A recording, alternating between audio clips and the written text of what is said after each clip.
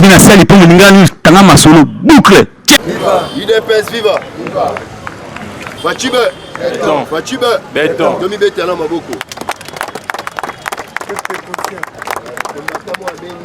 Jusque là, Barangay va été. C'est pas un problème, dans un Masolo, on a 6 heures rapide. Tobandina, où est allé information à chef de l'État. Information à Fachibe. Béton. Fachibe, béton. À Salaki Lobby, à Tenaki, Lisusu, Conseil, il y a défense, c'est-à-dire que à Sali Tax Fox, une équipe restreinte au Bambandolanela, chaque jour, situation est. Bapé Saka, stratégie, Nani, les Sengel Kosala. IDPS vivant. Alors, Tax Force, Wana, Ayambaï Bango, Nanda Pounaïna, Mongalema. Basalaki, séance de travail, Lobby Makasi. Et sali que lobby a déjà qui conseil des ministres était.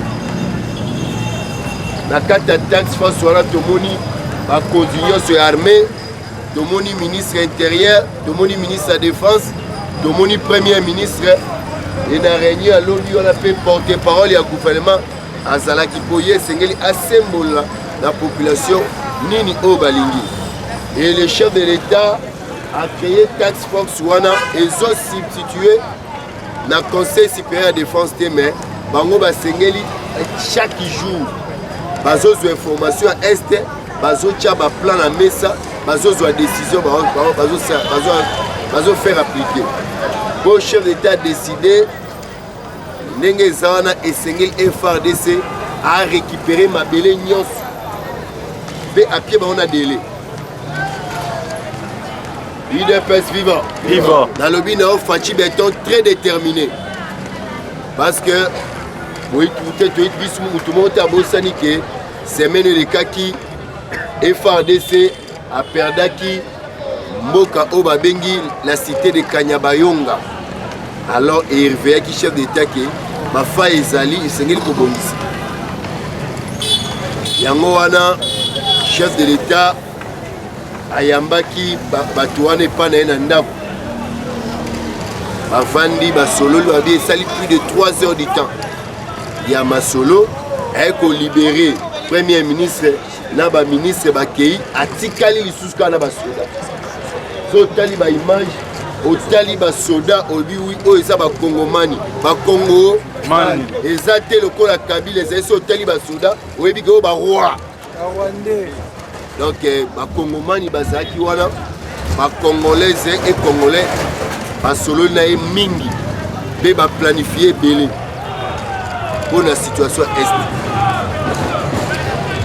IDPS vivant. Vivant. Fachibe. Sokemba Moko. Le chef de l'État, oui, dit que Aza déjà prêt pour la guerre. Aza prêt pour la guerre. Et Mindele ba ebiango. Na Kagame pe a ebiango. Yamoni Kagame na conception na yalobaki guerre wana po comme pas na été et sengeli ba soda na ba embrouiller RDC. Et sengeli armée nyoso e bunda na kati ya RDC ozo attaque wa mutaketi. Wana plein ba Rwandais. Il dit que ceux qui ont 4 frontières, alors pour beaucoup de frontières, bon vous ne pas na bino. Donc vous ne pas na bino, tiens isolé cas, vous avez beaucoup de bango dans zoto et vous arrêtez. Alors Mindele, l'Américain va être décidé. Par lobby, va trêve il y a 2 semaines et bandaki les lots na iner. Pour Babaki, les 5 na 0 R, na rebelle na FRDC Manduke Betate pendant 2 semaines. Et Baminde, Américain va décider pour l'année. C'est parce que on est basé par commanditaire. Pas si au Tozanango, c'est les États-Unis au vaccin Union européenne. Pourquoi prendre Totangi Bango? Totangi Bango pour 1. Par rapport aux Nations Unies, il y a Besper. Que c'est le Rwanda qui agresse la RDC. Mais Rwanda a agressé RDC. Il y a déjà plus de 12 millions de morts. Les États-Unis ont ça et l'Union européenne a ça et Parce que Russie a besoin opposant na ye ba bêtier 500 sanctions. Azana Ukraine dans la sanction hernios. Mais ba preuve nyonso ezolakisa ke Rwanda nde azoboma azopiller minerai bango bazosomba. Ata sanction moko, zéro sanction. Bako konstato bayebi te bayebi. Pour Nations Unies bango nde ba décider. Bazo sanctionner Rwanda te point pour bango nde bazwa minerai wana, bango nde ba faciliter Rwanda api ya RDC. UDPS viva. Na lobby il faut simba bien. Américain za muninga na yote alinga yo pété. Ba pays nyonso monde ba ina biso likola richesse. Tellement richesse eleki belé ba mona keto za la puissance mondiale. Alors ba linga biso. Yango moni fois même bazo travailler pour mboka o et kata la mitié. Pour que tu atteindre objectif de biso ya puissance mondialité. États-Unis en 2013, quand Kabila a gagné ba M23, a gagné ba moté. États-Unis et Obama a bengaki ba rebelle nyo soit bimili ba. Allez après ba keko signé accord na Kabila. Et c'est les États-Unis beaucoup dans les réseaux sociaux, bomoni bango ba eko kota la ba soda l'ambassade ya Rwanda. Poni ba ambassade ya RDC. RDC mutatondi minerai. Ce qui est sengeli place à Okedi, il n'y a pas RDCT. Mais il n'y a pas mouton à Zatan et l'autre. Il n'y a pas que Mundela Lingakaote. Alors les États-Unis ont décidé de trêve il y a 2 semaines. La trêve Rwanda Ndimiamo et RDCP Ndimia. Donc, les aboués. Bitumbeza te pona bango balobi ba ONG adjoint ba ONG et que nous ko secourir ba population au bazar difficulté. De 2 ba population ba moni ke ba osonga bandako na bango bazonga. De 3 Rwanda na RDC bakutana. Ozok. Donc Joao Lorenzo Akuti Sena, Félix Tshisekedi na Paul Kagame pour la clore dossier avec guerre. Mais Félix Tshisekedi a boyité à l'oba clair. Hier a quoi qu'on négocier na mundu qui na kingote. Et Sengeli ba Rwandais nyos ba continent Congo. Ba bima, batika ba territoire. Ba rebello bolo ba M23. Ba ceux ba Congolais. Et si a fait des routes à loin de l'Obaïboui. Accueilli cessation des hostilités, campement, désarmement, n'a retour à la vie civile. C'est-à-dire que l'armée rwandaise, Bimi, M23, Batikali, Totanga Bango. Sangisi Bango Liboke, Baké Baché Bango place Moko. La place où on a Babandi qu'on identifié, Congolais, les Cabo Rwandais, qui n'est pas à Bino. Donc, le chef d'État, ici à l'Oba clair. Que na Rwanda pour Paul Kagame les a prompté mais Sengeli d'abord va respecter affaire de route à Rwanda. L'armée rwandaise et ça démontré na armée ougandaise que basa na sol congolaise. Rwandais na Ougandais Nations Unies a fait des rapports que Ouganda a son bunda pemé na M23. Rwanda armée na isa na kati de la M23. Donc esengeli ba armée wana ebima. Etika ba localité wana ba Colombo ka ba fanda. Lokola ba M23 ba lui ba rebelle congolais. Eh ba que des cantonnements, na cantonnement na ba désarmé bango, ba registré mutu na mutu, ba ebisi zonga civil. Ce que lingi armée yako bana ki bomam. Mais yeba ki armée za na âge. Sur le cas où l'État a armé, on a des sous-sous. On a des mbongo, on a bilanga. Et puis, moi, je suis sur l'embon à Bile Zate. Pour yo goma makingi, on continue la province. IDPS viva. Donc, les États-Unis a décidé ndenge nini États-Unis azo décider Rwanda zondima parce que ayebi ke mukolo na ende ye wana ndenge a décider na akolo ba pe guerre wana ezo ressusciter ba Rwanda bobima abima ya malembe ndenge basaka ta Kabila ba Barack Obama abaya mo babima ki bambo yesu bazwaki batikaki babimi. Donc pasi na biso to souffrir lelo kombo nango États-Unis d'Amérique kombo nango Union européenne yango boni ba européen basali semblant UDPS viva viva UDPS viva viva ba européen basali semblant ya koboya kopesa Paul Kagame mbongo bakotaki réunion soi-disant esengaki baleve fond bapesa Paul Kagame 20 millions de dollars lisusu mpona armée na ye ezokuna na Mozambique. Le fait ya biso kolobelaka bango, le fait ya okritike bango ndenge Félix Tshisekedi abete bombanga balobi o te tokosoutenir ye te azotia trouble na Congo. Soki topesi ye 20 millions wana kaka armée wana nde ezosu makasi ekota na RDC ya omoni Union européenne et voté et boyi kopesa mbongo. Dans mbongo Paul Kagame azozela isusu ya matabisi 20 millions de dollars ba européen ba boyi. Balobi ba opesa ngote. Babi ba opesa ngote Paul Kagame yende mutaza commanditaire ya ba crime na RDC. Les faits que zo pesa ba mbongo wana ezali tozo encourager aboma lisu ba congolais. Tolobi ah c'est que diplomatie est foutue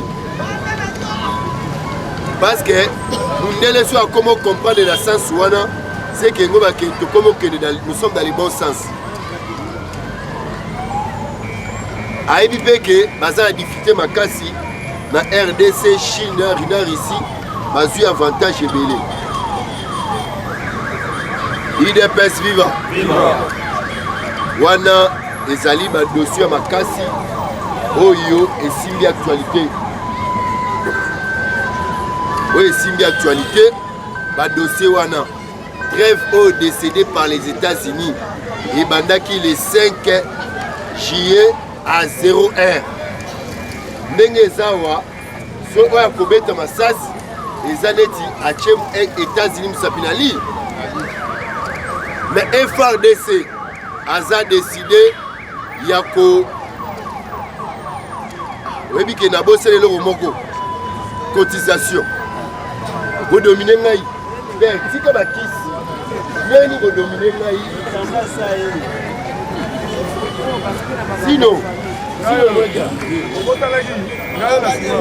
Zino bala na moko lelo to bimata na 100 000 wana na ebi bato bakanga bakuti bakuti na bango eza sans effet. Papa to ça la cotisation pardon bo pesa cotisation ah wana biso bana papa ozaki mbangisi ya 100% volosi nga paye 100% volosi na moni bo dominer ngai me na bimi. Donc IDPS vivant donc na etali conseil des ministres parce que dossier est ezabilo rebelle na kati donc na étape moko conseil des ministres et lobby 4e conseil des ministres ezaki dirigé na maman Judith Suminwa à Tuluka la dame de fer madame la première ministre akambaki conseil des ministres chef d'état azaki empêché na oetalaki tax force na situation est tax force sécuritaire moi groupe mukie ya bato bazolandela tongo midi pourquoi situation ya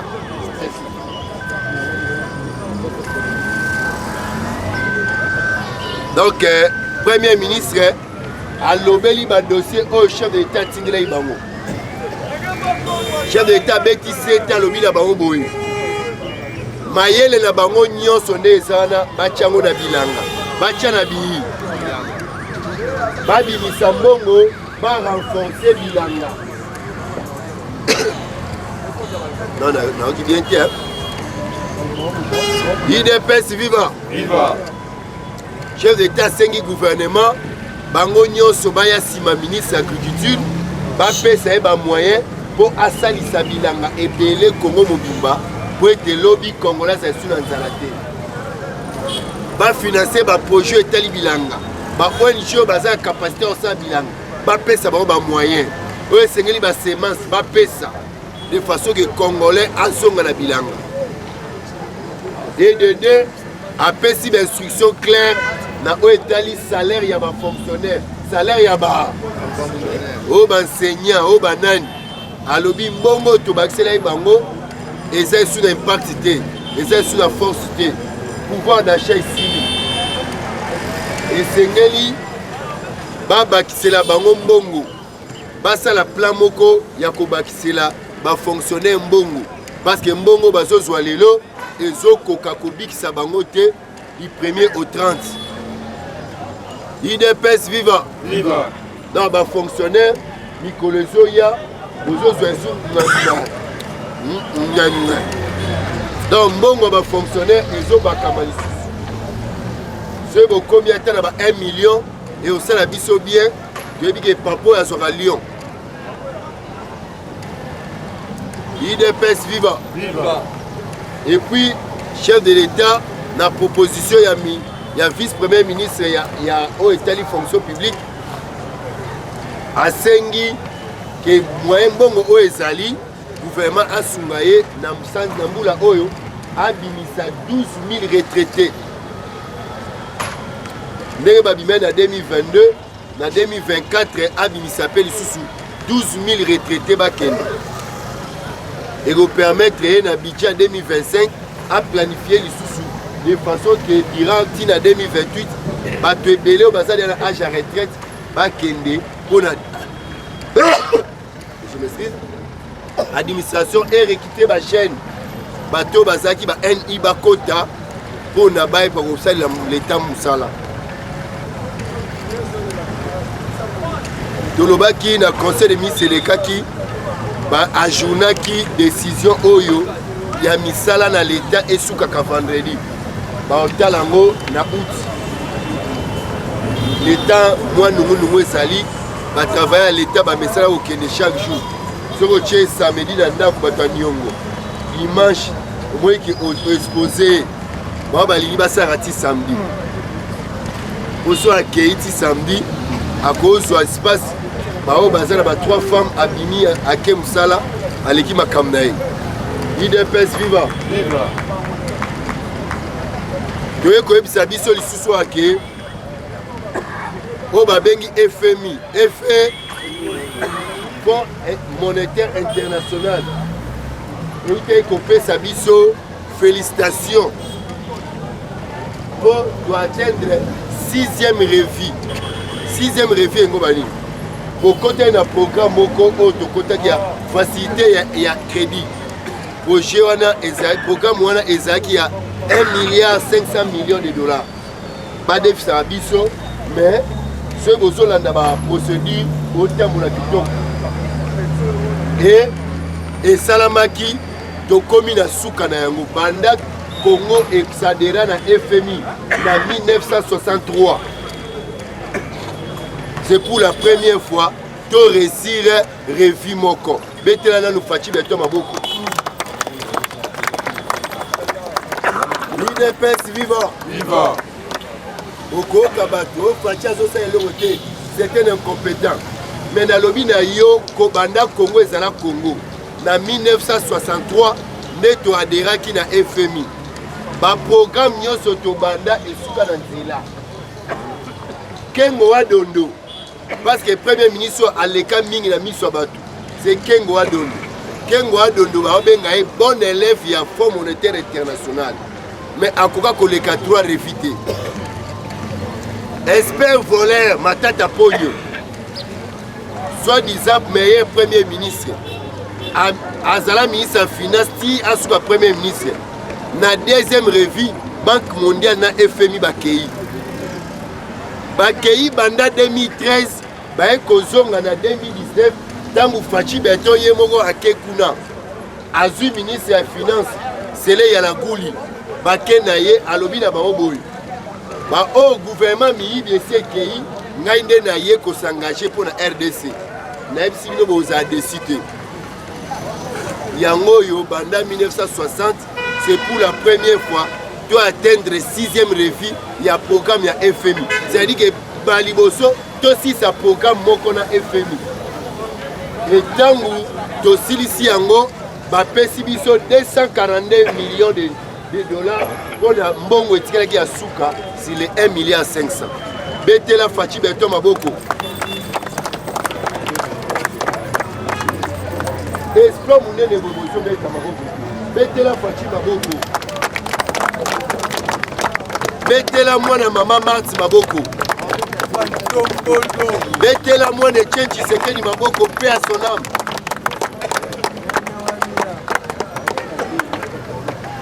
Papa eza po tozoloba FMI même bato ya Kabila batikemi na okolele baondima te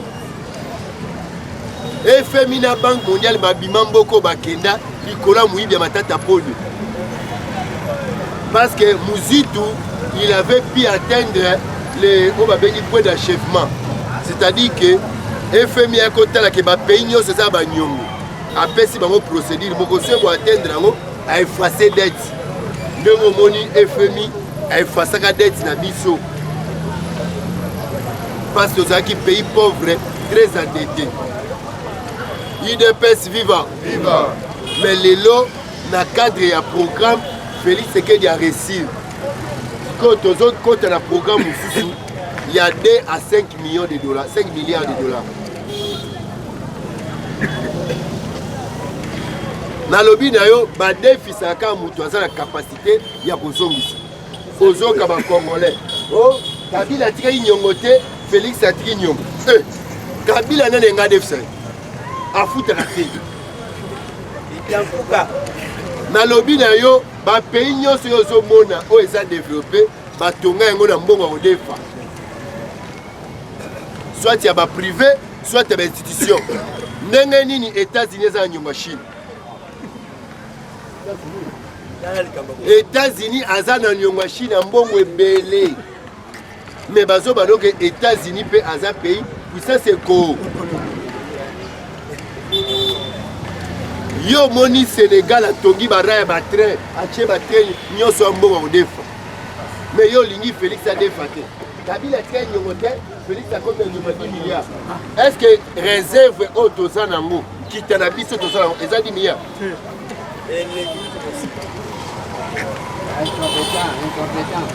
je pense que bato bayebi notion ya investissement te investissement ezaka mbongo boke bodefi ya bato botie maleme bofuta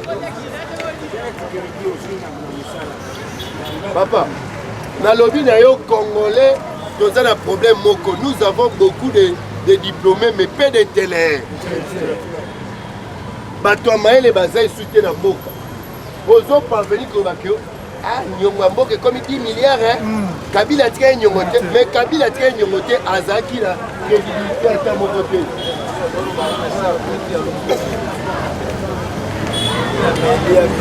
e batangi bapeyi oyo eza na nyongo ebele na Afrique RDC aza na ye kutu na se na suka e mundele alobi esengeli nyongo na bino etika na se te mpona bosala baprojet minene bodefaka bino bozaka kodefa sa limite parce que na bapeyi oyo eza ndete bino bozala bino te bozaka na mbo mokie mais c'est le raisonnement et le contraire na congolais donc bazoi esenge toza na nyongo na nyongo 10 milliards aokama Kabila tika nyongo te tala Félix ok Kabila azalaki na crédibilité te pa mundele awa yo osisi programme na FMI oyebi bapeyi boni baolinga bayosala no bafaire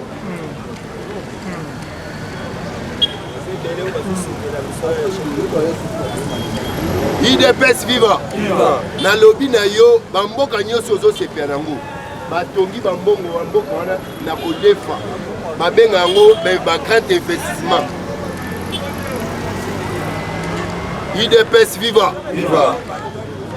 donc bamboka wana bazo defa bazo tunga mais biso Kabila defi mbongo basa la marché international ya malu 100 millions de dollars balière a defi mbongo basa la 1000 écoles balière a defi mbongo pona batonga aéroport 400 millions balière et lelo to futaka nyongo wana na go pass Bukangalonzo 287 millions et monate. Donc autant que la bango bako comparé biso la bangote. Nous sommes venus travailler pour la population. Et les chefs de l'État dans le discours le 30 juin, pour les cas qui le 29, avec que je suis conscient que le peuple n'a à mon bonheur, le peuple a souffrir. Mais je travaille jour et nuit pour être dans la situation. IDPS viva. Vous autres, vous avez trop de moi. Vous avez un elambo et quand même libéla. Mais na longo liango. IDPS viva. Viva.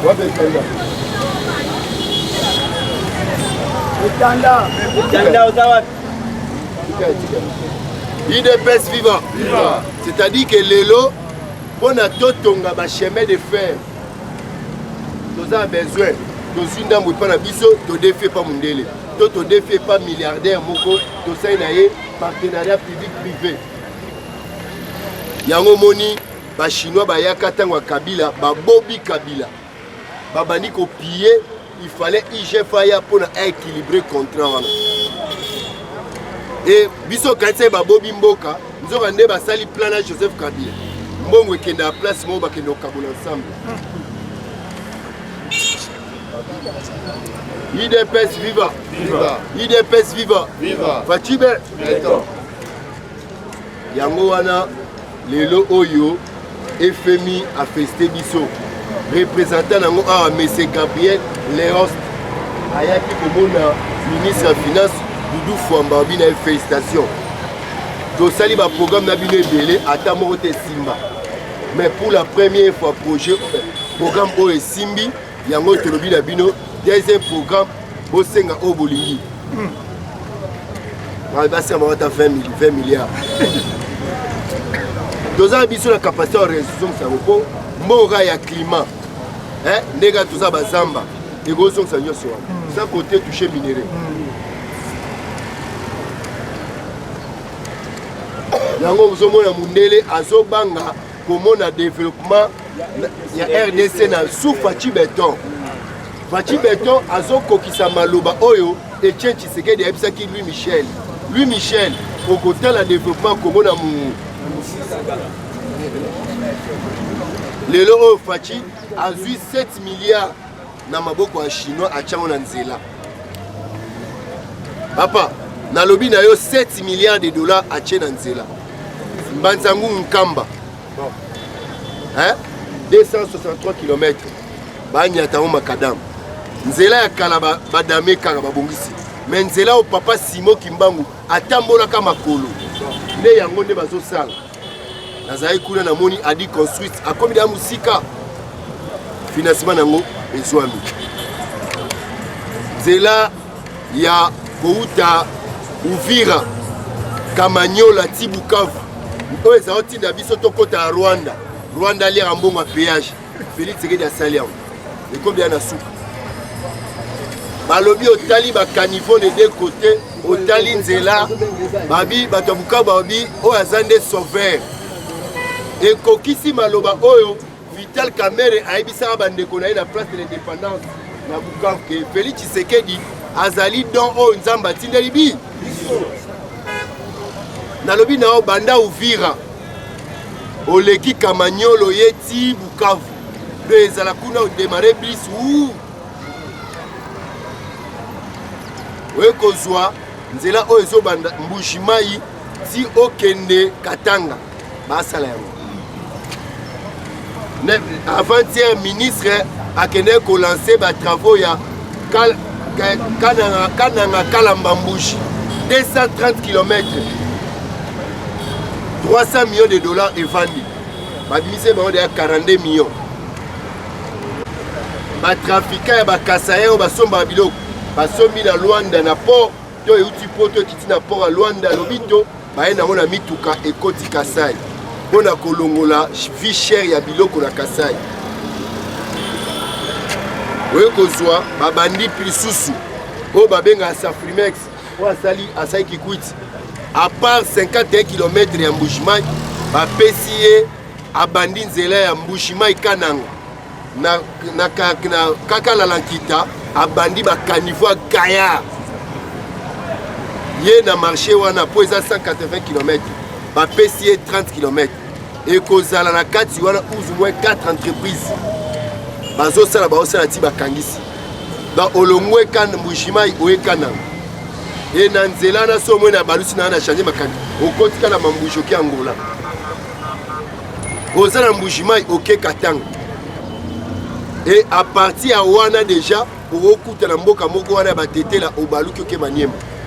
Donc le chef de l'État a décidé passe à la 6800 km en Nzela pendant 15 ans. Là on te le dit, mais 15 ans là on fait béton et c'est ngeli azala kaka. Parce que Banzela là on a 400 km par an en raison de 15 ans.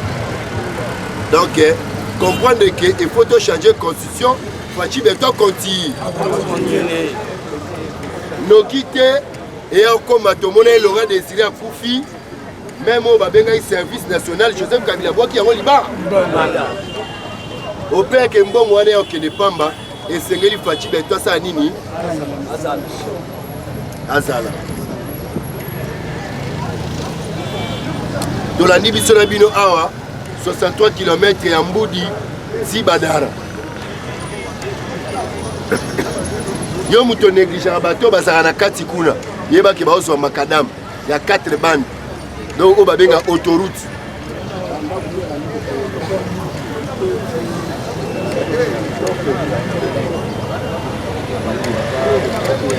balobi na yo bakokoma wana nzela wana eozala na 5 entrées donc so oza na autoroute wana okobima 5 fois au rejoindre la direction de Bissau. Donc, on a une vision de Fachi Beton, mais on est taliban là. Félix Antoine Tshisekedi Tshilombo a très déterminé. Mais ayebi que la population a été là au moins une zala. Tout est dollar. Après, si on a une instruction, va maîtriser tout est dollar. Il y a un moment Doudou Fouamba, Likunde, Libotaï.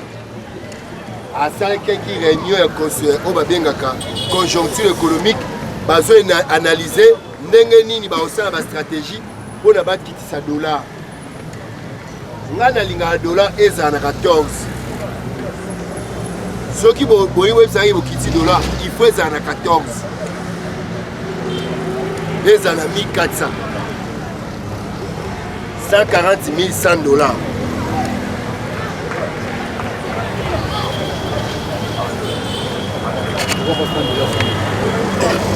Voilà un yo.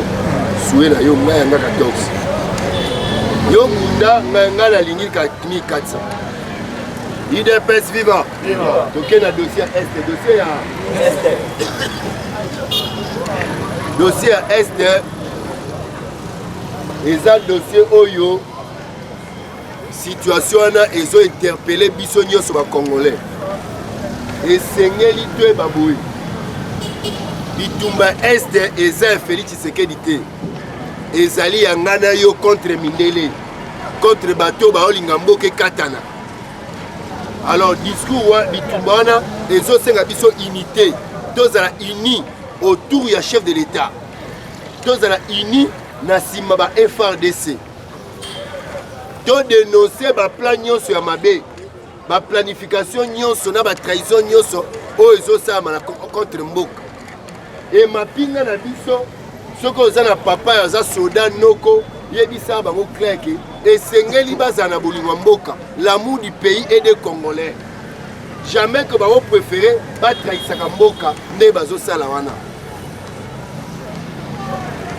Situation ya Kanyabayonga epesi biso mutu passe. Ndenge nini bato bazali ko résister mbala boko mboke kwei. babunduki eke wapi, bachar de combat eke wapi, badrone eke wapi, basukoi eke wapi. Et tomoni tomeki kolandela yango, tomoni ke trahison ezaki na kati, trahison ezaki na parce que le commandant Chikoti Tamba, chef d'état-major chargé des opérations, chef d'état-major adjoint, alanda kiti ba soda côté ba kimaki, akangi bango, atili bango auditorat. Et lelo oyo, auditorat militaire, il y a Nord Kivu est condamné à peine de mort. 25 soldats, na 3 officiers, ce sont 2 officiers. Et na kati wana à 10 ans de prison, 8 à 9 personnes, na moi Simoko Batiki. Soda zana bitumba, soda akati bitumba kimi. Et loko nini rolongolo na front, yo ndimaki kokufa po nekolo. Nano kufite yo kimi. Na kokufa po nekolo. Mais bas soda ba lâché. Et bah neto yoki il paraît que même ba wazalendo ba yaki kokoma décourager tant mukonzi na bango azwi balle. Mukonzi ba wazalendo moko akufi ba wazalendo démoralisé bati de boule. Dans Munguna à propos dans azwaki avantage ikona bango. Pourquoi une partie à basoda bakende ko intervenir na Lubero likolo côté ba ADF ba bomai ba alors ba landaki ba ADF rapide et le quoi bazali cause la renfort l'état renfort est comment mboke kwei IDPS vivant na lobby na yo situation est ezo senga unité à ba congolais nyoso bazala sima chef de l'état. Ezate ba politicien na biso o bazo senga dialogue pour ba kamola ba poste. Na minute to link to lo baloba moko contre Mindele, contre Paul Kagame. Yoko komisa ngote za guerre ya Félix Sécurité. Toloba na biso ke tangu basalaki contrôle auto analyse ya état ya situation ya opération na Nord Kivu. Baloba clair que ba commandant na biso baza na front baza pour Joseph Kabila et bazo travailler na Paul Kagame. Et situation est changée tozo c'est la chef de l'état un de ces 4 matins azo bimisa ba ordonnance oyo ezo tia ba officier belé libanda pe azo contre ba to sika na ba commandement parce que trop c'est trop. On ne peut pas humilier un pays comme ça.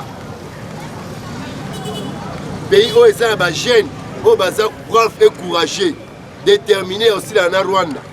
Mais Rwanda a humilié Bissou. Et qu'on préparait aussi guerre contre Ouganda. Parce que c'est démontré que ceux qui ont été c'est à cause de l'Ouganda. Les Ougandais ne sont pas renfort. Na maboko ya M23 nde moni M23 ko essaye kanyabaongo yango esengeli congolais et congolais partout azali to sa liboke moko po bitumba oyo Lumumba lobaki on déjà na 60 les plans étaient déjà faits le complot déjà établi la Belgique désire balkaniser le Congo l'éclatement du Congo c'est demain les londe bazolinga bakata mboka mike yango esengeli to za bomoko ndenge Marshal Mobutu azaloba Tatabo, Ekolobo, Mokondibe, Babengi, Fachi Beton, moi na maman Martin Tchenchi, Tshisekedi. Aza très déterminé, Bandekolanga, ce que le chef de l'État, Aza na kanda makasi. Et ceux qui ont l'ingé bagage na otake Rwanda, yoka bapel de partout, États-Unis benga. Babandi ko menacer na ko menacer.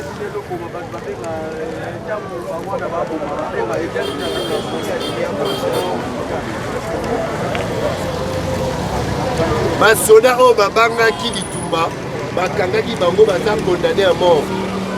Tolobi pe boy. Condamné à mort ango banda bandi ko kanga bango bozo condamné ba côté bobo mama oto mona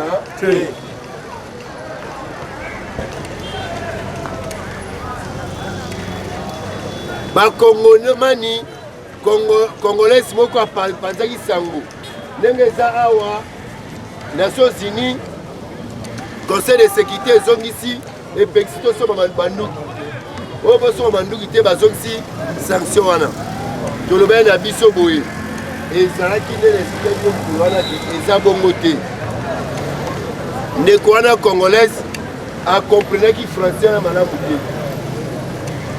biso régime ya to embargo ya baarme esi elongwa ekoki kozonga te mpo réseau bazongisela yango eza lisusu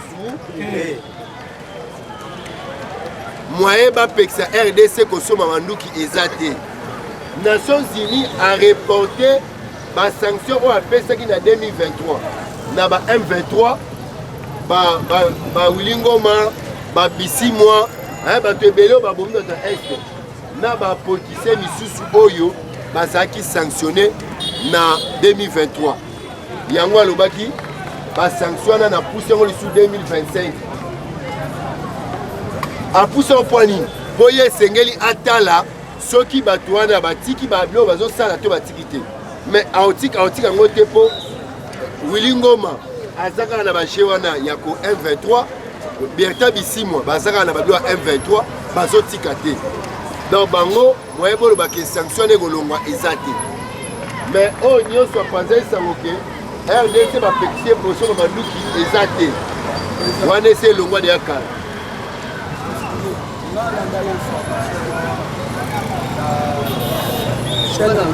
Bon, Makassi. À la dernière information, on a chaîne en Bemba. Communicateur Moko, qui a l'Union Sacrée. On va ça, Libana, à FCC. À l'audit clair, à but de Nord. Madame Moussous, nous sommes journalistes et photographes. RDC, les populations de Baté, les PCB, sanctions. Il y a des sanctions de ce réseau amis parce que RDC a ici des armes épelées supersoniques et puis des armes épelées non conventionnelles. Il y a un modèle à Talique. Or, l'analyse n'a pas de or, bango onina babatwana nyonso bapesa sanction. Bango ne batba ke no biso za mandoki faire face na M23 te. Bango bango bato balobaki ke non bango bakoka te bango siko M23 bazwaki mandoto wana wapi pourkoi bapesa bango sanction te donc ndenge azoexplika bisoki bakanganga na communicateur ya union sacrée nalandaki aexplike yango abi tosombi nde eloko pesi ndele chimie parce que baarme sophistiqué tosombi na baarme non conventionnelle oyo tosombi mpona kogasio malamu bazo installe yango deja. Merci beaucoup. Omoni nde tozalaka na Congo soki mutu moko aza na confusion akomisa yango mpona bato nyonso mpona nini information ya réseaux sociaux ezalaka information so ozwi yango ifo tamisi oyo kende ozwa na source yango monaka totalaka RTNC totali télé 50 totali B1 totalaka toyeba banani baza na vraie information informé ya RDC na Nations Unies Zeno Mukongo alobi soki balongolaki basanction wana engezala mabe makasi mpona RDC mpo bato wana babomi batiwe baviole esengeli sanction wana econtinue donc ambassadeur na yo azosepela epeli mpo bamerka bisimwa oyo babengi Wilingoma bato wana nyonso sanction Nations Unies apia bango na 2023 yango nde arepousse yango ti 2025 eza nde ntango omonaki union européenne asanctionnaki babitakwira bamende bashadari batambo mwamba yo obanda kosala pekeno makambo bosanctionne ngai natiki yango bolongola ngai bosala plaidoirie eso bamoni ke sava balongoli okomi libre mais bandeko wana ya barebele barepousse sanction na bango na 2025 siko eloko eza ya bacommunicateur ezangi azolongola ndako na ye aconsidere même pas pas bato esengeli atuka bao information ngai na tie ya défi aya kolakisa biso régime ya place ni bakome na sanction na régime ya embargo des armes parce que balobi baprolonger eloko ezalaki déjà mais biso tolongwa déjà na régime ya embargo baprolonger ndeni fo bazongisa embargo ok bon balobi basanction oyo ya 2023 toprologe yango ti 2025 ndeko wana oyo elobaki na réseau sociaux moto abandaki omona mwasi atie na tiktok na ye oyo kongo eza en danger azwi bavitale ebele nalobi no batindeli ngango bato de partout mais eza explike biso nanu situation eza ndenge olingo pesa ndolongo mpasi elikema mpona nini talaka congolais alobi mais mpo na nini bacongolais olinga kopesa bandeko na bino mpasi na mitema IDPS viva na tie quiconque a défi oyo aboyi kondima ayela ngai mpo biloko nyonso wana eza nango na site na sosi akatelaka kaka bansi wana balobi RDC akoti ya mbango ya ezali faux et archi faux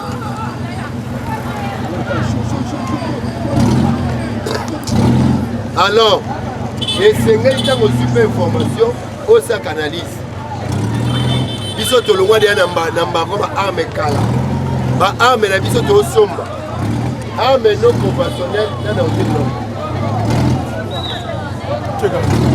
yebisa ngai nani otekelo arme non conventionnel arme non conventionnel eza iti baarme oyo Laurent Désiré asalaki babombo wana oyo babombo Laurent Désiré azaosala oyo babibai na aéroport oyo ifale abaki azokomisa mbandaka mabele baarme oyo esalami sa norme yango babenga arme non conventionnelle oyo bandimi yango te etekama to esalama batekela yango motu te kuna motu asala ndenge na ye mpo na so amoni ke akomi na suka ase défendre mais RDC aoti kopase commande ya bablende lisusu awa na Uganda Uganda aza na isini moko ya bati ya ba Emirati basaka bablende tosali commande ya 100 millions de dollars ne tosaki commande ya bablende na Afrique du Sud tosala bapaye ebele epuis bazalaka na modele moko te ya bunduki baminduki yaka bamodele ebele yango kaka babengaka baosomasoma bapaye ebele bato bakamwe oyo biso mpe tobandi osala baiti na manduki so esili tobaosomasi epa bate tobasaka epa na biso toza baturc toza bachinois lelo oyo Uganda azwi marché azwi mokosu mpe bango yosomba mpe pa na biso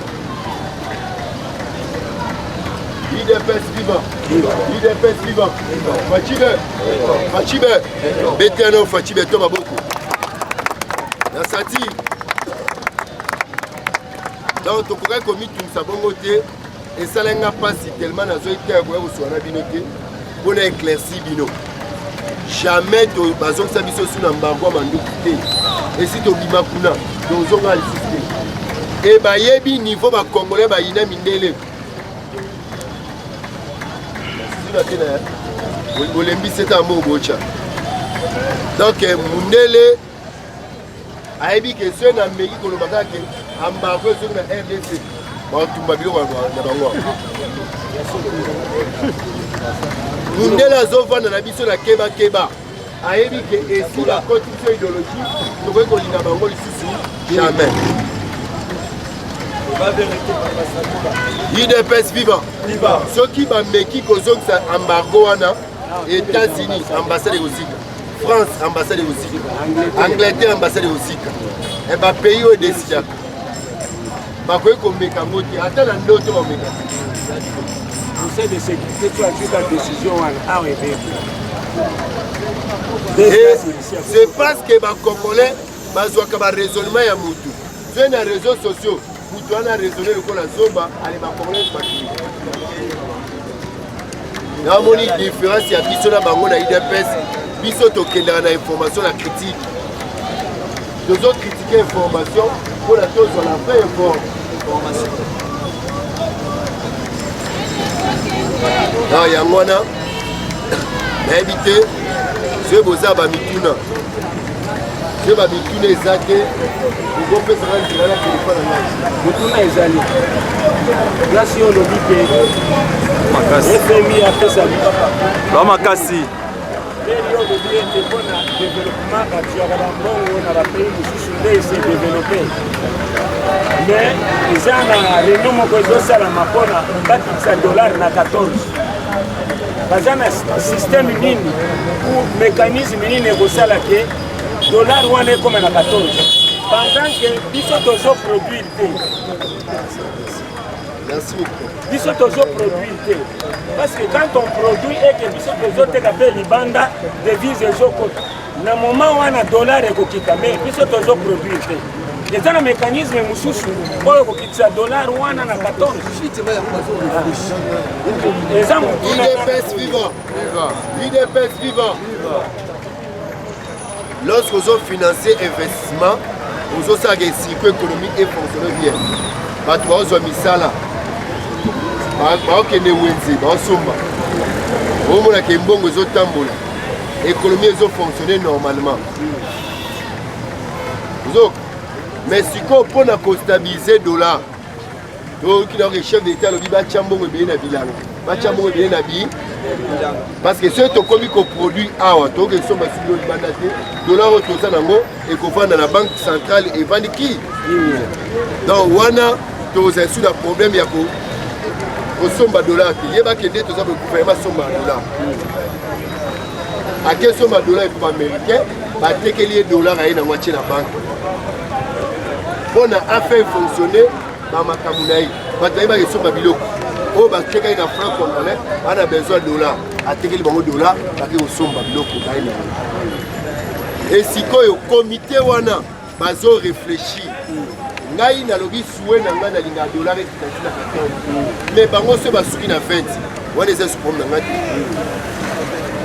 Et en plus, et si koyo ndenge l'état congolais azo défendre mbongo. Nous avons la coopération en Chine, nous défions la Chine, nous avons la coopération en Russie, nous défions la Bambongo nyoso to défi na mieux vaut ça la misala que les attends wa Kabila, ba défi bongo ya.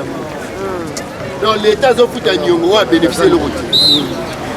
Les lots sont dans un centre financier na Gombe. Place où les arts ça a été non, bakanga batol non, mais les lots sont tali mis sous beauté. Ngana mati centre financier na de 4 fois. Donc, il y a une réunion pour le dossier à Congo. Donc, il y a une réunion pour le Otali, c'est un bijou. Donc, et le mot salité na misu, et tiens le mot misu, ça bien. Et tant que Tonyango, Monique, bâtiment, il y a parlé de justice et de salité. Il faut qu'on embellit parler de justice. Donc, et ça me va permettre de défier. Les lots, ils ont des fois les ozongate, mais ils ont des fois, c'est centre super haut, si choc ce mall, ils ont des arènes à Moussous. Dans la Bible, ils ont au moins un comme propre. Et comme il peut payer construit, dans un site touristique, dans un site où ils ont des photos. Les lots sont les cas, ils bossent à centre culturel. Au moins, on a moins d'amour. Déjà, comme on est là, ça qui est aux ensembles. Et en plus. Donc, nous avons réfléchi, moyen de faire ça pour quitter le dollar, pour stabiliser le dollar. Donc, ils ont été. Nous avons tout en attaque économiste, mais nous avons piste dans le fiable. Le quoi, nous avons un comité et talingate. Bango va quitter le dollar pour chef de l'État, Félix Antoine Chilombo, a 5 bango qui va quitter le dollar. Peut stabiliser. Et en plus, banque a une incapacité de contrôler masse monétaire. Ils ont un billet à franc pour imprimer dans Katia. Ils ont banque à contrôler. Donc, on a des pertes qui sont la conférence nationale souveraine. À l'obina, à partir de A jusqu'à N. Babio, monsieur, Bimi, il y a Zahir, nayebi yangote tout je démonétise. Depuis Mobutu a salaka na 79 a longoli couleur bleu à tiers vert. mais le masse monétaire au banque a contrôlé. Il y a moins de ça, l'inflation monétaire est salama, et que franc et combien de dollars, c'est quoi le poids. Qu'est-ce qu'ils vont réfléchir sur ces points-là? On a cassé les contrefacteurs. Voilà une question encore qui m'est arrivée. Merci beaucoup. Ma question est très pertinente. Mais il y a un service de renseignement et traqué chaque jour. Mais la Banque centrale peut avoir la politique monétaire. Pour l'instant, on a une idée. Mais le quoi bataille total pour la classe n'est pas encore bah appelle l'idée wana donc tout ce qui est là-bas on a temps bah côté appelle bah la 4e conseil des ministres l'état va salaka va maîtriser ces secteurs pour permettre bango bah que de liboso IDPS viva ils se sont rien bah que ministre et vice-premier ministre et ministre de la défense à soi qui fonctionne ailleurs au bah ben la prise d'armes à ça qui défend bah soda basoda bapesaki ye bahonneur nyonso elingo baketondimi bokonzi na yo na ministre oyo akomi koreflechi ndenge nini aosisa bitumba mpe kaka na même lancé wana vice-premier ministre ya intérieur maître Jacquemain Chabani azwaki mpe pouvoir na ye baprise d'arme devant bapolicier e alobaki na bango clair tracasserie moyibi biloko nyonso toreklamaka mpo na bapolicier alingi esila noki te abanda kokanga et honoraki des policiers au basaki musala bango so 3 bapesa bango ba TV il y a 50 pouces comme en guise de remerciement pour la musala malamu et sengeli basala bongo po ba misusu bayebake baninga bazozwaka biloko mpona bazosala musala malamu donc les awa boyebake baza déterminé 1 il y a aussi sa kuluna 2 il y a votre sécurité dans Mboka 3 il y a aussi sa guerre est le chef de l'État a lancé bataille contre l'État donc l'État congolais soit à 1000 francs à 700 francs à Tchana Bilanga pour la balona ça est le dans l'année d'Abino 16 000 tonnes 160 000 tonnes ya masango ko balona ina bukangalonzo ebandi soko biba meka ya masango na Mbushimai elongwe 3800 ekomi 2300 mabeto malamu 3800 à 2300 wana ezalite lelo oso ekomi 2000 kwa nini masango balona yango ebele mais Kasongo Kabwiki oyo général Kasongo ya service national alobi so bapesi ba moyen ebele akolona Congo mobimba ezali kozali yango vision ya chef d'État ya kosisa nzala na RDC IDPS viva nayebi te so motu na mosu ezali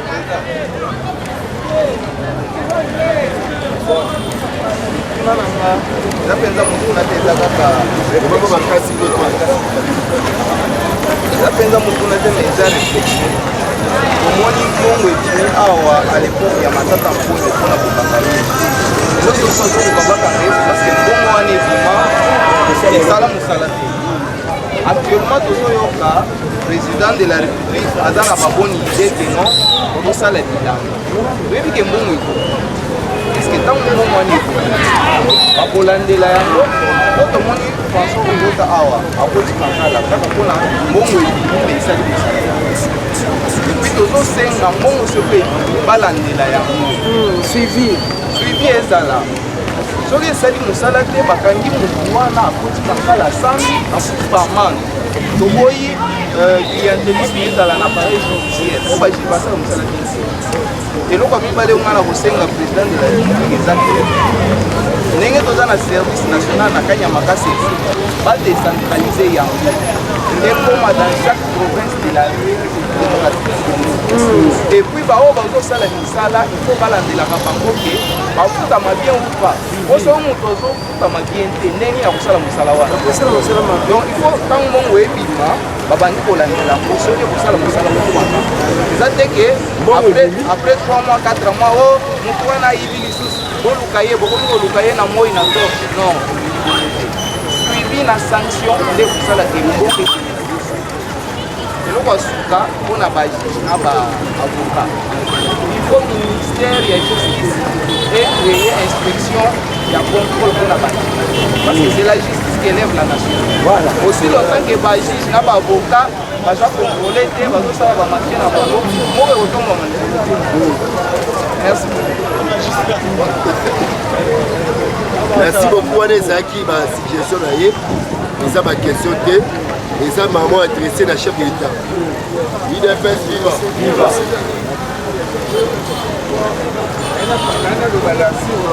Uganda bamilitaire ougandais mpona coalition tosalaki FARDC na UPDF mpona kokota na beni kochasse ba ADF mais entre-temps na nsima na biso baugandais baobunda na M23 alors likambo wana président monde yango te ayoka yango te baotala likambo baugandais baoboma biso entre-temps tosala bao coalition po tokenda na bayubilia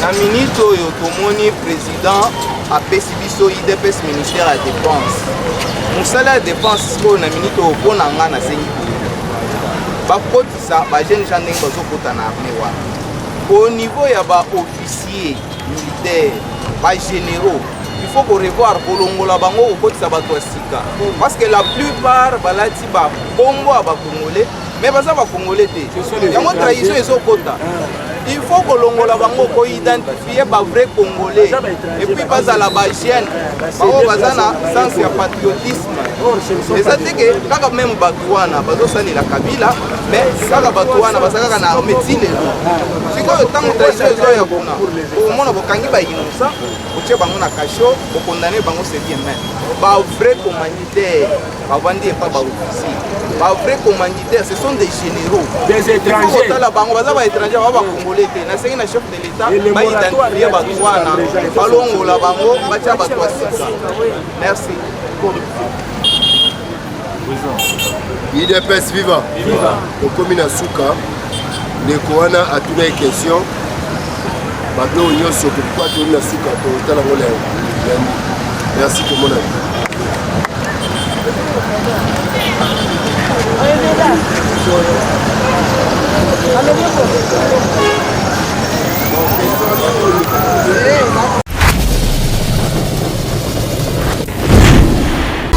babina sali po ningani tanga masolo